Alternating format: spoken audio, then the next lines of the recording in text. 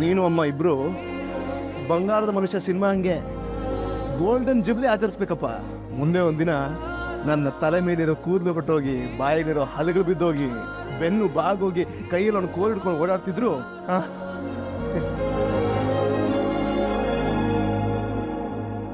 ಇದೇ ಸೋಫಾ ಮೇಲೆ ಹೆಂಗೆ ನೀನು ಅಮ್ಮ ಇಬ್ರು ಕೂತಿರೋದು ನಾನು ನೋಡ್ಬೇಕು. ಬಾಯಿ ಬಾಯಿ ಒಂದು ನಿಮಿಷ. ಬಾಯಿ ಬಾಯಿ ಬಾಯಿ ಬಾಯಿ ಬಾಯಿ.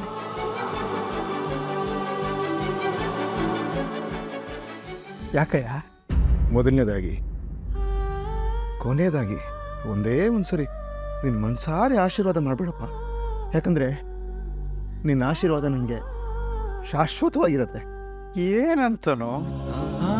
ಈ ಅಪ್ಪ ಅಮ್ಮ ಇಬ್ಬರ ಪ್ರೀತಿನೂ ನಾನು ಮಣ್ಣು ಸೇರೋವರೆಗೂ ಶಾಶ್ವತವಾಗಿ ನನ್ನ ಮೇಲಿರಲಿ ಅಂತ ನನಗೆ ಆಶೀರ್ವಾದ ಮಾಡಪ್ಪ.